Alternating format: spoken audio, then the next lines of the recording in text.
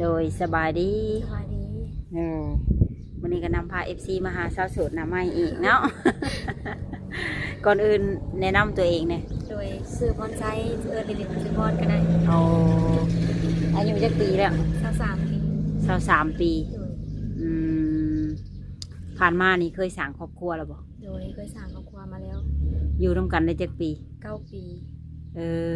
มีลูกบ่แม่มีลูก2 คน2 คนจักปีแล้วลูกก็9 ปีลูกผู้ที่2น่ะ2 ปีปลายผู้หญิงผู้ชายชับยิงชับชายโดยผู้ที่2ผู้ชายได้ลูกสาวกกโดยอยู่ร่วมกันจน9 ปีเนาะแม่ก่อนเนี่ยถามเป็นยังไงคือเลิกลากันเฮาผัดเนาะคนบ่มีคือว่าและให้น้ากับบ่มีนะแบบว่าเพิ่นหาเงินมาได้ก็มีแต่ซื้อข้าวซื้อน้ำซื้อพริกเกลือไปนวดในเฮือนน่ะแบบเพิ่นว่าข่อยอยู่บ่ได้ดอกคันสมมุติว่าเจ้าบ่ออกเฮือนเจ้าแบบไปหาเงินบ่ได้บ่อยู่บ่เช้าเป็นของตัวเองข่อยอยู่นำเจ้าบ่ได้เฮาผัดพ่อแม่เจ็บเอ็นอุ่นเฮาทิ่มบ่ได้เฮาก็คันว่าเจ้าอยู่บ่ได้ก็บ่เป็นหยังเฮาว่านะก็ต่างคนต่างอยู่บ่เป็นหยังเฮาว่าเพราะว่าเนาะเฮาให้ลูกกับเพิ่นเลี้ยงให้เนาะความหมายของเฮานะลูกนี่แม่นพ่อแม่เบิ่งให้แล้วเจ้ากับผัวไปเฮ็ดงานแม่นเพิ่นว่าข่อยเลี้ยงบ่ไหวครอบครัวเจ้าหลายคนอันผัวเว้านะก็บ่มีแม่นคือได้เงินเดือนมานี่ให้พ่อแม่เบิดบ่ผัวจังจมแม่นน่ะก็บ่แม่นไปนั่นแบบว่าเฮาได้เงินมาบัดเนาะ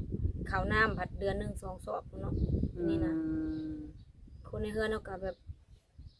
น้องๆแม่น้องเฮาหาเงินในเฮือนก็อ้ายเพิ่นก็เลี้ยงงัวแม่เพิ่นก็เผาสวนแบบซี่น่ะมันบ่พอสิได้กินเนาะก็เลยบ่เข้าใจกันบัดแม่นบ่แม่นว่ามีผู้บ่าวผู้สาวหากบ่ได้ตบบ่ได้ตีกันเนาะบ่ตอนนี้คือว่าถือว่าอย่าขาดกันแล้วเรียบร้อยบ่คันว่าเจ้าเปิดใจใหม่นี่สิบ่มีปัญหาบ่มีปัญหาดอกกล้าว่ามีปัญหากับว่ากล้าเปิดด้วยกันนั่นเองค่ะเอากระยานคือกันเนาะถือว่ามั่นใจ100%ตอนนี้ก็โสด100%อีกตอนนี้นี่พร้อมเปิดใจหาคนใหม่อีกบ่มักคนแบบใดบ้างแบบมันกับบ่แม่นว่ามีแบบดอกเนาะแบบว่าคือแบบว่ามักนี่คือแบบว่าเพิ่นเข้ามาเนาะเพิ่นสิบ่ตีเฮาบ่เฮาก็เป็นแม่ห้างลูก2อันนั้นเนาะพ่อแม่ก็ทุกข์ยากว่าซี่นะเพิ่นก็เฒ่าแล้วคันเฮาบ่เบิ่งบ่ดูแลเพิ่นตอนนี้จะสิไปดูแลตอนใดหั่นนะเพิ่นก็เฒ่าแล้วพ่อแม่ก็มีแต่ว่าคันเพิ่นบ่ตีฐานะครอบครัวเฮาทุกข์เฮายากก็ร่วมได้บ่เป็นหยังเอาอายุประมาณจักปีกะวะ60ลงมาเอา60ลงมาเนาะเจ้าแบบบ่รังเกียจเพิ่นบ่รับได้บ่สำหรับเฮานะรับได้เบิดนะสมมุติว่าเพิ่นเข้ามาแล้วเพิ่นบ่แบบบ่เว้าให้เฮาแบบว่าเรามีลูกแล้วจังซี่คือแบบว่าคันเพิ่นพังก็แบบเพิ่นพังเข้าใจเฮาก็แบบโอเคนะเฮาเข้าใจเพิ่นเอาใจเฮาก็โอเคนะเฮารับได้บ่ตีเรื่องอายุเนาะแม่นแล้วมักหนุ่มทางใดเป็นพิเศษบัดทางใดก็ได้นะขอแต่ทางใดก็ได้แม่นสำหรับเฮานะ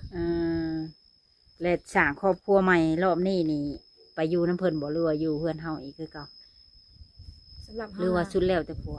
ถ้าว่าผัวนะกุ้มกลางนะแบบว่าบ่ทิ่มครอบครัวเฮานะเฮาสำหรับเฮาได้เฮาไปอยู่น้ำเพิ่นก็ได้แม่นอยู่น้ำเพิ่นก็ได้หรือว่าเพิ่นแบบว่ามาสร้างให้อยู่พี่ก็ได้แฮงดีแล้วอยู่พี่เป็นบ้านเฮาเนาะลูกหลานเฮาก็อยู่พี่พ่อแม่ก็อยู่พี่นะโดยก็ถือว่าสุดแล้วแต่เพิ่นเนาะคันเพิ่นมีแบบเวียกงานการอยู่บ้านเพิ่นแบบป้าบ่ได้เฮาก็บ่อยู่น้ำเพิ่นสำหรับลูกเฮานี่ก็บ่มีปัญหาเนาะคันเฮาสิสร้างครอบครัวใหม่นะโอ้ยลูกก็มันก็อยู่ที่เฮาเนาะเฮาเลี้ยงเขานะเฮาต้องหาเงินมาเลี้ยงเขาอยู่แล้วว่าซี่นะขึ้นอยู่กับการอบรมของเฮาเนาะคุมื้อนี้เฮ็ดเวียกเฮ็ดงานหยังคุมื้อข่อยเข้างานอยู่ที่คอน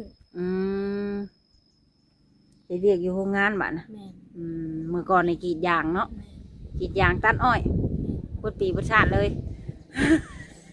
สมมุตินี่ก็คันสมมุติว่าวันอาทิตย์เฮาบ่ได้มาดำนาหรือว่าเพิ่นพักงานเฮาก็ไปหาหน่อไม้ขายได้เลยถือว่าสู่ชนชีวิตขนาดจ้ะเนาะสู่ชีวิตขนาดขอแต่ว่าสมมุติเนาะข่อยซื้อหาเงินมาได้เงินเดือนออกข่อยซื้อข้าวนี่ข่อยก็เอาไปกินอยู่โรงงานอยู่เนาะเงินเดือนข่อยที่เหลือไปกินอยู่โรงงานที่เหลือก็ซื้อพริกเกลือแป้งนัวได้ ยอมขนาดเนาะแม่น้องเพิ่นก็เข้าอยู่โรงงานเขาเฮ็ดนํกันมี2คนน้องเขาเฮ็ดงานนํกันแต่ว่าเพิ่นก็ค่ารถเพิ่นน่ะนะภาระไผมันข่อยน่ะน้องดาวรถแม่นเพิ่นข่อยน่ะสิเฮ็ดแบบว่าอยู่นำครอบครัวข่อยน่ะดูแลครอบครัวกุมกินก็คือยามพักงานก็ไปหาหน่อไม้ขายสิหาเฮ็ดขายข่อยไปเบิดว่าแต่มีคนจ้างเนาะโดยเคยไปอยู่บ่เลยเมืองไทยก็ดิเคยไปเทื่อนึงเมืองไทยแต่เขาเพิ่นบ่ได้นั่นปานใดนะเฮาบ่ได้มีบัตรไปตอนนั้นแบบลักไปนะโดยถามว่ามีหักใหม่รอบนี้นี่คบกันโดนบ่จังสิเอาโอ้ยก็เบิ่งคนที่เขาเจ้าเข้ามาเบิ่งเฮาบ่แล้วเนาะเพิ่นสิร่วมเฮาได้บ่เพิ่นฮักเฮาได้บ่สำนั้นอยู่ที่เพิ่นเพิ่นเข้ามาร่วมเฮาได้เฮาก็ร่วมได้เจ้ามักคนนี่แบบสเปคแบบใดใจแบบใจฮ้อนวูบวาบใจเย็นใจหยังโอ้ยข่อยคนใจฮ้อนข่อยคบคนใจฮ้อนบ่ได้ข่อยคนใจฮ้อนเอ้ยข่อยต้องคบคนใจเย็นกว่าข่อยต้องใจเย็นกว่าเนาะแม่นเพราะว่าข่อยเป็นคนใจฮ้อนอยู่แล้วนะสิมาฮ้อนใส่กันก็ซ้ำเพราะว่าอีกบ่แม่นว่าแม่นแล้วมันเด็กน้อยมันใจฮ้อนบ่แม่นได้ใจฮ้อนแต่ใดมาได้เฮ็ดหยังก็ต้องเฮ็ดก็คือเฮ็ดไปสินะบ่เฮ็ดก็คือบ่เฮ็ดไปสิ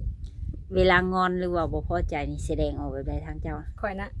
ข่อยบ่พอใจข่อยคือแบบบ่เว้านะข่อยบ่เว้าบ่ปากข่อยบ่ด่าเด้ข่อยสิบ่เว้าบ่ปากอันนี้ข่อยบ่พอมุมเลยโดยข่อยสิบ่ปากข่อยสิเงียบเลยข่อยสิไปสิบ่ว่าเฮาสิพังเขาเจ้าว่าเขาเจ้าสิเว้าไปได้ให้เฮาหั่นนะเจ้าสิให้เฮาไปใดจังซี่นะเจ้าสิไปต่อไปใดคันเฮาเงียบหั่นน่ะเฮาสิแบบซี่กันเฮาอยากให้เฮาแม่นเฮาเงียบโลดคันบัดดีนำกันนี่มาเว้าบ่ว่าอันข่อยบ่พอใจเจ้านั่นนี่มันก็บอกได้ก็สิบอกได้ถ้าว่าบ่พอใจอ้ายเฮาบ่พอใจเจ้าจังซั่นจังซี่เด้อจะเฮ็ดว่าสิเฮาบ่มักเฮาก็สิบอกว่าสิขอแต่ว่าแบบให้ตัวเองในใจเย็นลงก่อนนะจังสิมาบอกว่าสินะพร้อมอยากให้บ่เว้าได้มันสิยืดยาวแม่นนิสัยเฮาว่าสิยุติการงุ่มไว้ก่อนเด้แม่นเฮากองบ่ปากสิเว้าหยังก็อย่าเงียบไว้ก่อนให้ใจเย็นแล้วจังมาบอกเพิ่นสินะนิสัยเฮาแบบซี่คันว่าจักให้มักไปดินไปเที่ยวอยู่บ่เจ้าก็ดิถามว่ามักนะมักได้ถามว่ามักไปลิ้นไปเที่ยวบ่มักบ่อ้ำอันนี้นะมักแต่ว่าเฮาเนาะภาระแบบว่าภาระครอบครัวอยู่นำเฮารับเบิดเฮาสิไปเอาเงินส่วนนั้นไปลิ้นมันเป็นไปบ่ได้สำหรับเฮาได้นี่นะเฮาคือถามว่ามักลิ้นบ่เฮามักลิ้นเฮามักแต่บ่ได้ไปลิ้นย้อนว่าบ่มีเงินแม่นบ่แม่นว่าย้อนว่าบ่มีเงินแบบว่าคันเฮาเอาเงินส่วนนั้นไปลิ้นพ่อแม่ครอบครัวเฮาได้ซะเงิน100,000ก็ซื้อหยังหลายๆอย่างแล้วได้สำหรับเฮาได้ใจเฮาเลยก็ถือว่ามักไปลิ้นแต่ว่าบ่ได้ไปลิ้นเนาะแบบว่าบุญบ้านบุญหยังในได้พอได้ไปบ่โดยก็บ่ได้แบบว่าได้ไปอยู่สินะสำหรับเฮาว่าเราถามมานี่แบบบุญบ้านบุญหยังนี่บ่ก็สินะความหมายแม่นบ่แม่นเวลานั้นไปลิ้นยามบุญยามหยังไปเฮ็ดไร่เฮ็ดนาอยู่บ่ทางเพื่อนจ้ะเฮ็ดอาชีพหยังแม่เฮาเผาสวนให้กับเจ้าเผาสวนอ้อยน่ะเดือนละ1,000 บาทอายเฮารับเลี้ยงเฮารับจ้างเฮาบ่มีให้บ่มีนาหาเงินซื้อข้าวช่วยกันหาเนาะแต่ละคนนี่หลายคนอยู่หักผู้นั้นหาหน่อยผู้นี้หาหลายมาโฮมกันก็ถือว่าสามัคคีกันเนาะสามัคคีอยู่แต่ว่ามันบ่ทันบ่กุ้มกินยามนี้มันเป็นยามพลแล้วมีหยังอยากฝากถึง FC ที่สิเข้ามาจีบมาลมก็ฝากถึงสมมุติว่าเนาะเข้ามาคันว่าเพิ่นบ่ตีเฮาเนาะว่า1เฮามีภาระ2แบบว่าเฮาทุกข์มายากสินะ3เฮาเคยมีครอบครัวมาแล้วมีลูกนำมันถ้าเพิ่นบ่ตีก็ถือว่าโอเคโดยอันคำตอบที่นี่คือยังบ่ได้บอกว่าสิคบกันดนบ่จังสิเอาแท้ดีเนาะคบกันดนบ่อันนั้นให้คำตอบสมมุติเพิ่นเข้ามาคุยนี่สิคุยหึงจักเดือนจังสิเอากันเพิ่นเข้ามาคุยเนาะต้องเบิ่งเพิ่นก่อนแม่เพราะว่าเอาง่ายๆซะเฮาปัดคนทุกข์เนาะ